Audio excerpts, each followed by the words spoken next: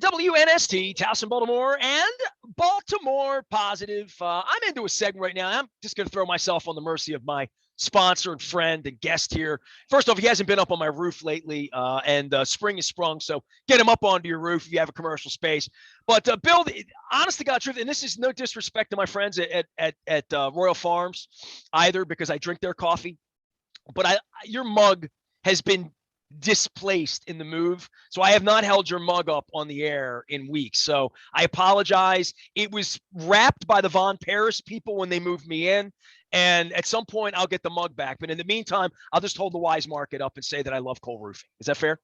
Yeah, I mean, I'm trying not to take the mug thing personally, but it's okay. I Well, understand. you're even more upset with me because you gave me two. You had that tall one and then the short one. And the tall one's the one I knocked over and destroyed my I my I console am on. So I am happy though to hear you say that you used my friends at Von Paris because I love John, like good family, love those guys. I got John's boxes. I could hold them up here. You know what? Your mug is in one of John's boxes. All right. There you go. In that Von Paris box.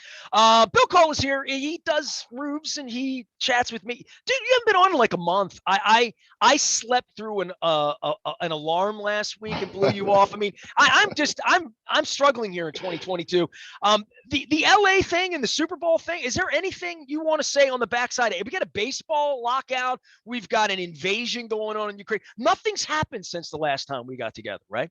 Yeah. I mean, I thought the Super Bowl was pretty good. I wanted the Rams to win, so haha, I got it right. You can bet on it now. Yeah, like I thought LA showed well. I think that stadium is pretty amazing. It's That's amazing. pretty awesome. I can't wait for the Olympics to be there. I'm a big Olympic guy. I like the Olympics. Oh, so you've been watching?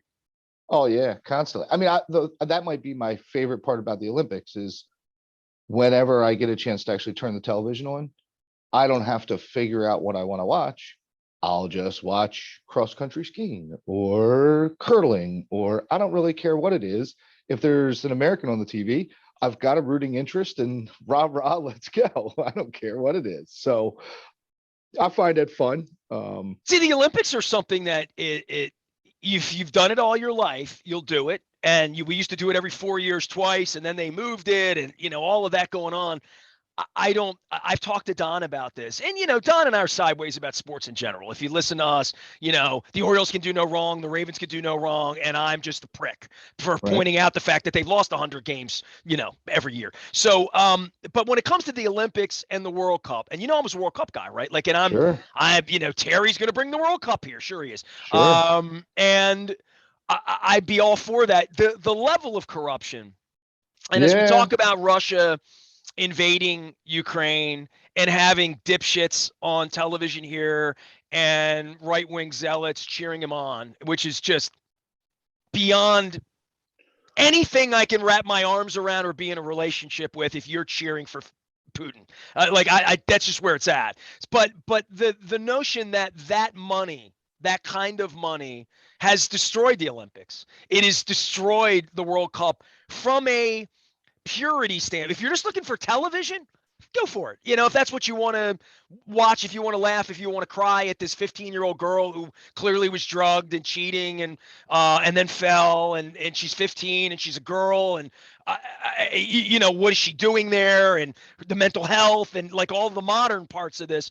But the Olympics as something that I watch with prescience in 50 years of watching this from Munich, and probably Munich and the guys with the black mask and the machine guns are my first memory at 4 years old of the Olympics, before Nadia Comaneci, before Mary Lou Retton or any of that stuff. But I would say that the money and the corruption, the crime, just the crime. I mean, the fact that these people could roll into a sovereign nation with tanks, and this asshole's on Fox News every night saying, "Go Russia." And these politicians are being supported financially. This is where the rubber meets the road for the World Cup, for the Olympics. The NFL better be careful, especially with gambling, that the level of corruption has moved me off of it, especially as an event that I'm watching and taking seriously as a fair competition, or countries versus countries, or whatever it's supposed to represent for pride. All that comes across for me is what awful, awful people put this on and have usurped 5 rings and athletes and put them to work to make money and sell ads and displace people in Rio, displace people in Athens. The only reason China got it is because they're so corrupt. They have no rules, so they get it again. They're going to play soccer in 120-degree heat this year in Qatar. I mean, really, really, come on. Isn't all that just a product of the world we live in? I mean, Well, then I need I to go away. If the world's just going to be run by blatantly corrupt people forever, we all should just go crawl in a hole. We all should just go to the move to the Ukraine and say "da" and whatever Mr. no, Putin says. I no, mean, no, no, no. that's What at not what point maybe the the way you version of fight against it is you talk about it and you hold don't on, say right? rah rah rah and Okay, the Orioles are okay and okay, maybe I don't know. Let's come back to that, but I would challenge your perspective on history as if there was a time when it wasn't corrupt and that you long for the good old days. We just were not as informed, like things have always been screwed up. well, look at him. And they were raping these gymnasts. This guy was raping gymnasts systemically for a decade and a half. Right. Pick any period of time in the history of the world and humans, and you will find, Flawed individuals. yeah, bad things going on, right? And I don't know, maybe my perspective is just that our job as good, meaning to be kind individuals is to understand that it occurs and overcome despite that, right? Like, Well, that's the despite the American way, challenges, right? That's the let's get, American way. We I fight think for the it's the right human things, way. the I right think it's the human causes. way. Yeah. I think it's a human thing, But not I think just our a country was founded on different principles, and I do believe all that crap. You know what I mean? I do. I still stand for something, which is totally. why I've made so many enemies along the way, right? Like Sure. if you're still supporting Donald Trump at this point, we're probably going to have a really really tough conversation, and it's probably going to be terse, and it's probably not going to be polite because I sat and watched it, and now I'm watching it again, Right. and that's just probably not going to change today, tomorrow, next week until I don't have a beat left in my heart, to be really honest with you. So when I see the political discourse is one thing, but to screw up the games, right? I mean that's supposed to be part of this. Is supposed to be a fair fight. That's supposed to be the sanctioning part of all of this. Is that we all start at ground zero in a football game, a baseball game. We play pickup. That's just sports. When sports lacks that, it becomes Alabama playing broken pelvis state September 7th and winning 64-7. Like it's not a fair fight. So I think part of the reason we like sports in America is thinking that, oh, my dad would say he puts on his pants the same way you do, right? Like that it's a fair. You don't bring a gun to a knife fight or the other way around. That's It, not. but it, but it's been completely unfair for its an entire existence, whether it's The Americans and the steroids Chinese and the or, Russians I have mean, it's advantages just all because they have a government that stands behind them and feeds them and trains them and puts them this, into the system in regard to the Olympics, right? the sooner we accept that people are always going to behave outside the rules that you and I have subconsciously established or what you and I agree to. And we just accept the fact that people are going to play by different rules. And then And we punish then, them, and then we really punish them, and we have a jail for them, or we have a no, you a fine punish for them. them, No, or no, no, no. You punish them by beating them without having to use their rules, right? Without having to cheat. I still overcome that. That's the real sending them to jail. They don't care because the guy that's really pulling the strings, he's not the one that ever goes to jail. it's obvious in this The country. he's not the 15-year-old whose life is going to be wrecked because of the way she was abused, or the coach that was the one that gave her the like, You know what I'm saying? They'll, Yeah, the yeah, they'll be the autistic one. guy who had the horse head on and the red, white, and blue paint, he's going to jail. The guy who sent him's not. Correct. Correct. Yeah. Always. Look, as a side note, just to give you and the millions of people listening a little piece of wonderfulness, you Yeah, I know, woke up with a raccoon in my window this morning. I need better. I need you to pick me up, Billy. Audible, right? Like you're familiar with Audible, like the audio version of books or whatever. Yeah, yeah, okay. I Yeah. don't know if it's Amazon or one of the big ones bought Where it. some guy like me with dulcet tones reads the book to Yes. you. So Yes.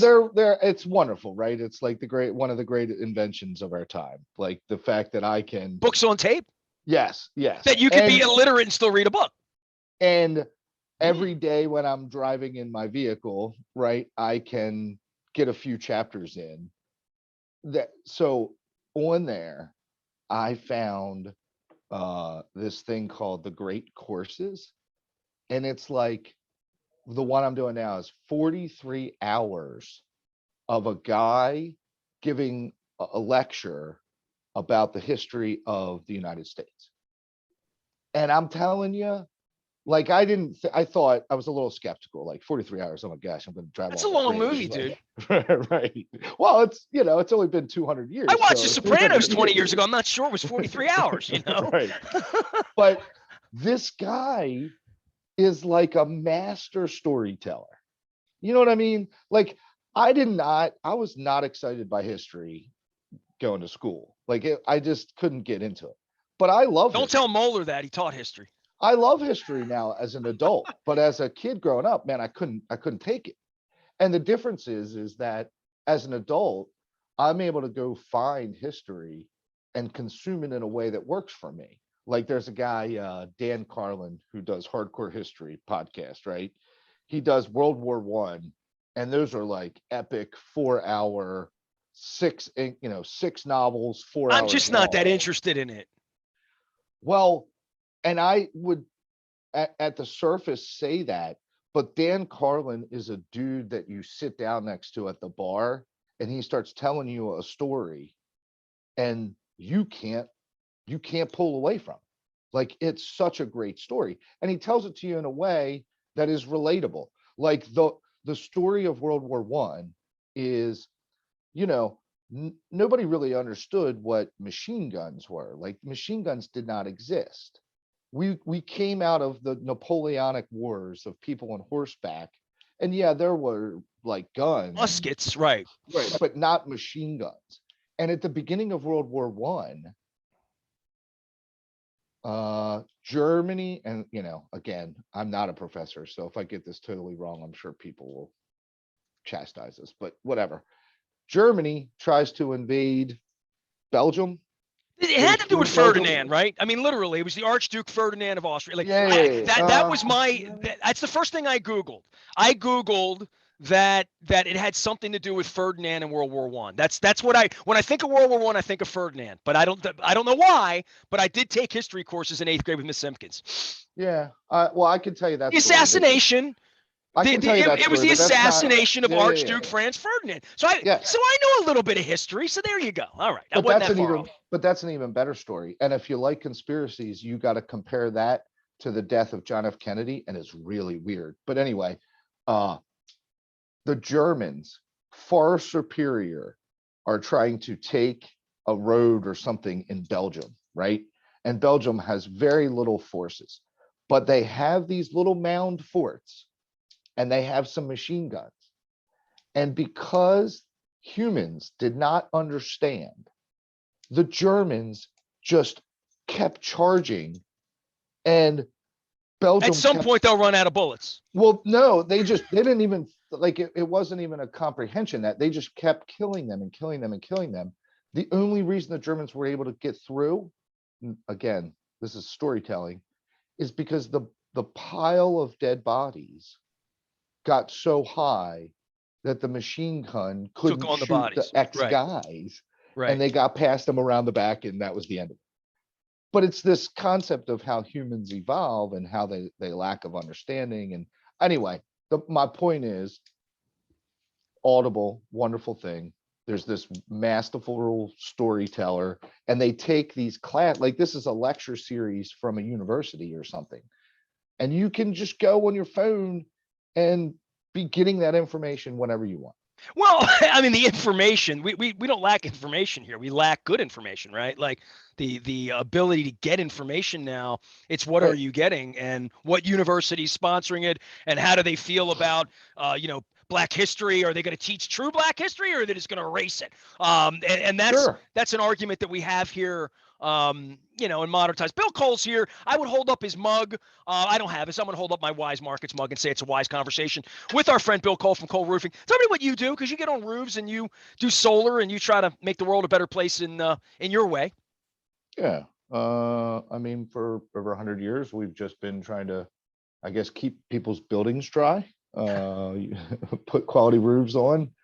I think You do raccoons. yeah, Oh, I mean, okay. not really, All but right. Just making sure. part of what we talk about a lot is the commitment we have, and how lucky we've been to employ good people from Baltimore, over the years. And it's a lot of families that have come through, and that seems to be topical no matter what the circumstances are, like whether it was pre-pandemic or post-pandemic or whatever pandemic, or just, everybody wants to make a big deal about the great resignation and all that stuff. And it's like, man, we've always taken care of our people. Like, we know that that's our most precious resource. So How many employees you have? we're probably over 100 right now. It's ebbing and flowing How many of kind them of have been thing. there more than a decade? um Percentage. Probably over 25, over 35%, I would guess. Right on. Right on. Well, I mean, that's what local is, right? Like Here's my jobs and here's my favorite. commerce. Right. My favorite is the greatest compliment your employee can ever pay you is when they show up to work one day with their kid and they're like, "Hey, can you give my kid a job?" Hmm. Like, if you do right by someone to the point that they are willing to bring their kid to work for you, you should feel very proud of the job you're doing, because that isn't, I mean, is that not, like, don't we all want better for our children? Absolutely. Right. And if So they're my willing kid to doesn't bring work for their me. right. So I think I always hold that up as like the proudest thing. And we've had that a number of times over the years. We've been real lucky with Bill that. Cole is here. Cole Roofing, Gordian Energy. They take care of roofs. All right. So we talked about the assassination of Archduke Ferdinand, and we've You talked want to about. unpack Ukraine a little bit in Russia? Give I you a little bit, give you a Go little bit ahead, of like because we haven't talked about it on logical. the station at All all. right. I haven't. I'm sure Moeller and I will be talking about it ad infinitum. Once the thing begins, and he and I get after it this week. But I've done a lot of sports lately. I've done a lot of football. I've done a lot of what the Ravens are doing. I've done a lot of baseball's on strike. How am I going to entertain myself? Believe it or not, I've done a lot of music this week because I saw John Mayer. I went up to New York to see John Mayer the other night, and music's back on my radar in a way Music that is now that the wonderful. masks are off, Yeah. that if I'm going to do anything, it ain't going to be a baseball game, whether they play or not. It's Yeah. it's waiting on the Springsteen tour. I mean, look, the Orioles are in the baseball business, but they're in the Paul McCartney business right now. Right. So even John Angelos wants to bring Pearl Jam to town. So I think we can all figure that's a good idea. So if you want to talk war and Ukraine and Putin, I'm happy to do that. So let's do it. Well, I want to circle back to that real quick because we sent you a picture of me and your buddy Schuler together. That argument eroded. Not, I don't. Argument's probably too strong, but you brought up Paul McCartney, and we were commenting on the fact that, like, you kind of have to go, right? Like, It's like the Pope coming. kind of like that's what we were debating. I mean, like, top five. I mean, he was a Beatle. Like who else is still out there that rivals that?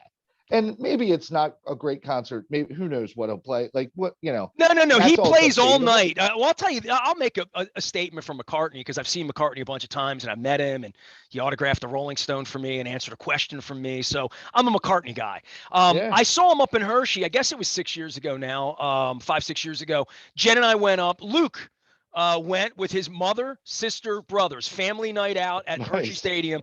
It was a Nice. beautiful night. See, that's all you need. That's it right there. If Paul McCartney, if the person you're seeing, you can take multiple generations to, and it's like a night that you got to go have, doesn't that put him, like, who else is in that category? That's what Schuler and I were debating. Who else is in the category with him? Well, they're dead. You know what I mean? Like literally. I mean, Right. So Billy who else? Joel's Like, come to town, and Pearl Jam will so come through. Springsteen will come through. There's a handful of people. like I love Billy Joel, but Billy Joel is not in the Paul McCartney category. Elton John, we brought him up. Like, some people would try and shove him into that category, but I don't think he's in that category. Not Paul McCartney level. Well, but the issue is McCartney did it in 1961, and Elton John did it in 71, and Billy Joel did it in 78. It's just a matter of longevity in the way that if Tony Bennett's still alive, right? So Tony Bennett, you would say, well, Tony Bennett's Tony Bennett, but he's not McCartney. I would agree. The Beatles are the Beatles. I mean, Right. That's what I literally. mean. I mean, there's That's the Stones, the Beatles, the Who, there's Zeppelin. By the way, and this is a fascinating aside. Do you know Toby Blumenthal? At any chance? He ran the Meyerhoff for a long time. He's a Baltimore guy. He runs the Mann Theater up in Philadelphia, and Robert Plant's there that night. So I had Robert Plant in Philadelphia in my calendar for June 12th. So when it happened, I'm like, Uh-oh. Zeppelin or the Beatles? You know Right. what I mean? Like Sure. the eternal question. That's a good one. So, all right. Well, I just thought that was fun. Okay, well, you want to talk Ukraine, so let's talk Ukraine here. No, so here's just a little ounce of perspective. So to me, and maybe maybe there's something wrong with me. No, I don't think I'd debate that, but it's really scary when a nuclear country goes to war with anyone, right? Like, to me, it's really scary. Yeah, it's 1980s kind of Cold War It's kind of. just, yeah. Like, you're banking on the fact that the guy in charge doesn't become unstable and make a really bad decision. So that is almost so scary that you're Dude, this is a guy that brought German shepherds to a peace summit with another leader of a free world to intimidate her because she didn't like dogs. Like, this is a guy who poisons people all over the world. This is a guy who has tea on the ledge and people just fall out of windows.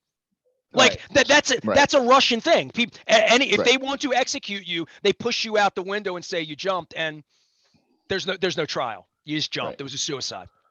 So, all right. So I've listened to enough geopolitical experts, right? Who geopolitics and the concept of like futurists, right? They collide a lot because you try and look at geopolitical issues and then from there be able to project like what's going to happen over time. And a lot of them have addressed the fact that Russia has an extremely eroding population, right? So all the old people are getting older and there's not a lot of young people. And I guess all the young people, they put a machine gun in their hand, say, go down to Kiev and walk in. So the Great Red Army, right, is like no longer this, billion man operation. It's minimized. And what the pressure becomes on them is Russia is like a giant place and they don't have enough people to effectively protect their borders.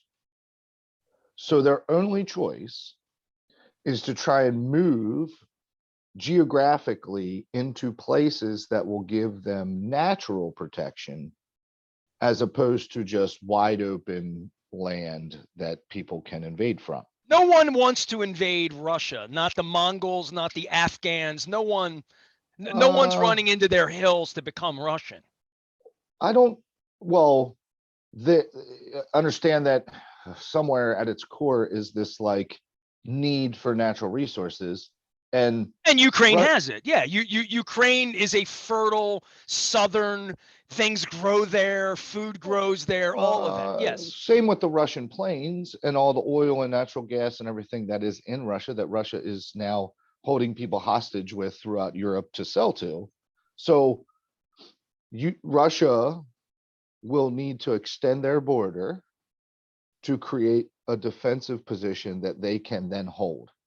We need to push up to this mountain range, and then we can defend just the small path, because that way we only need 1,000 guys instead of 50,000 guys.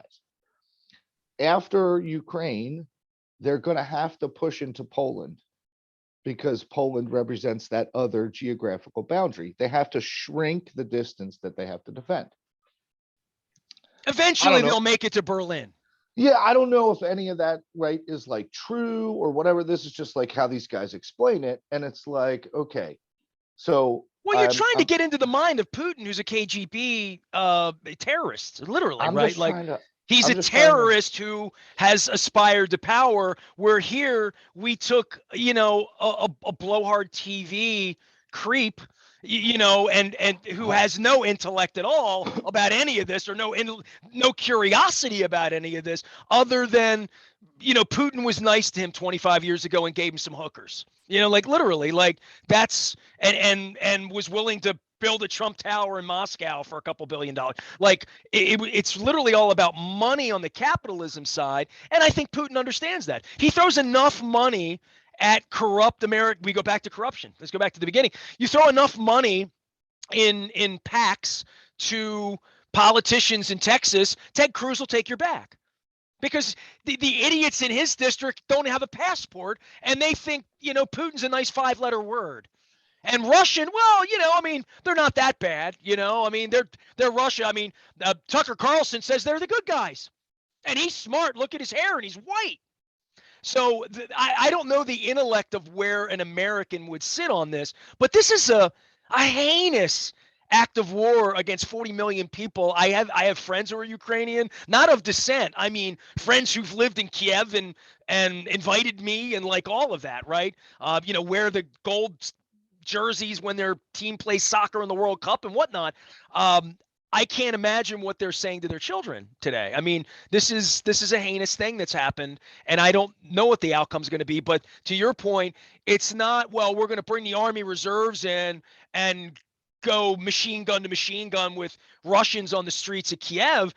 It's the nuclear thing that I think worries everyone, and the fact that Putin's crazy.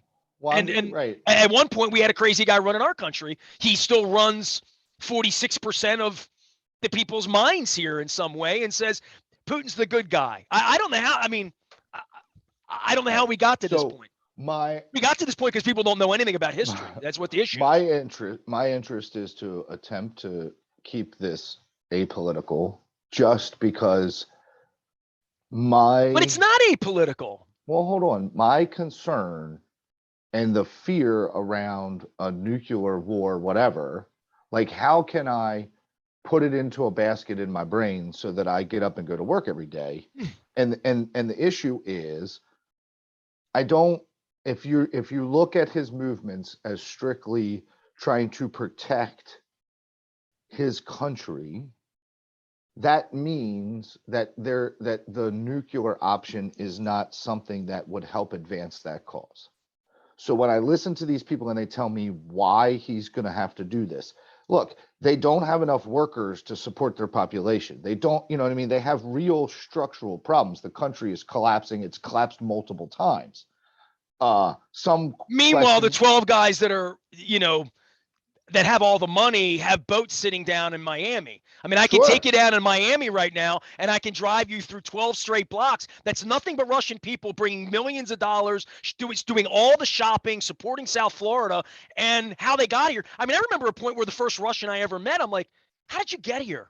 Like in the 90s, right. I started meeting Russian girls, right. at bars, and I'm like, oh, you're a nanny. Oh, I remember that. Okay. Yeah. Like, I wonder what your parents do, and how did you get here, and how do you speak English so well? And nice to meet you, Natalia. You know what I mean? Like, I was blown away because I never saw a Russian person until I was 30. Now I can take you anywhere in this country and out in LA and to show you complete. Talk about immigration problems with the Mexicans coming across the border. These are people that just came over from Russia, plopped down, bought in Trump Tower on the 14th floor, a $1.3 million estate, and just are hanging out on Park Avenue, shopping and buying $7 lattes. I mean, and I don't know where they came from or where their money. I know it wasn't earned in this country. I know that their second language. We wonder when their skin's a different color or looks a little tinted like mine. They must be from Honduras. The Russian people just came in because they're white, and I know Putin probably. Deep down, Putin knows how racist our country is, and he sees this as, well, they're white people. They can't be that bad. They're Russian. I mean, some of them even speak English. He's counting on that, I guess, selling it in this country. They have this mind tank selling it to our neighbors and our friends that voted with red hats that this is okay. This is on the best interest of America to murder Ukrainians. It's insane. I don't think they even care about selling it because they understand that the consequences of doing nothing are so dire that they have forced their hand. So that's what I'm like. And I'm the wrong person, but someone, right? This would be a cool podcast guest for you, is like, who's the Russian expert that understands literally how close their country is to collapse economically, demographically. Like, they have structural problems that we can't even comprehend. And that's despite the corruption, right? That, like, corruption just gets piled on top, right? That just exacerbates the problem. They don't have enough people to survive as a country. But they have enough to wage war. Small wars like this, wars where they're incrementally moving into pieces that, because of mountains and other geographical, whatever they're called, characteristics, right, make it easier to defend and hold, right? Like, if I push all the way up to this river, now there's a river in between you and I, which means I don't need as many tanks and guys to It's a natural border. Yeah, absolutely. Right. Bill, I got to wrap this short. So, I mean, you can say that the war will still be No. going on next week, and hopefully we don't get nuked between now and then. And I guess baseball will still be on lockout or whatever the hell they're calling it. And the Ravens won't have any picks yet. I mean, Aaron Rodgers might be a Steeler by then, but who knows, right? Yeah, I thought he was going to Denver. Yeah, I don't know. Right. I mean, that's another guy there trying to get inside the mind of Vladimir Putin or Aaron Rodgers or Antonio Brown. We can do that another time. What are you excited about for March? What do you got going on? I mean, St. Patrick's Day, you got anything happening? Not really. I mean, I'm a big March Madness guy, right? Like, that'll be fun. It's well, nice I was talking to John Martin from the that. Maryland Lottery about this. You can go bet on it now, right? Like, so I had so many friends. You would have been one of my buddies who said, "Hey, let's go out to Vegas for March Madness and hang," right? I mean, watch basketball all That's day. one of the funnest trips we used to take. You could take the 6 a.m. flight out of BWI. It would get you in. You had to take the cab directly to the book to get the 12:30. Not like up the strip, game. like Hard Rock, like close to the airport. Whatever. You had to get them 12:30 bets in so that you could get the first games, but you could do it. You could head out Thursday morning and it would be fun. And if you like St. Bonaventure to, beat Oklahoma, take all the 15-2. Right. Take all the 10s. Yeah, sure. No, 7 on 10. That's the way to do it. Bill Cole is here. I'm reaching for your mug. Cole Roofing, Gordian Energy, been doing it over 100 years, does it better than anybody. And I promise next week we'll talk about football instead of war. All right. Good deal, man. I appreciate it. Some people have compared football to war, but we now know the difference. Big appreciation to all of our sponsors, including the Maryland Lottery, our friends at Wise Markets, for supporting these wise conversations and having fun around here. And my wife's coming home next week. I'm going to find your mug. Cole Roofing and Gordian Energy, taking care of us around here. I am Nestor. We are WNST. Stick with us. It won't be all politics. I promise we'll get back to just talking about how the Orioles suck. We are BaltimorePositive.com.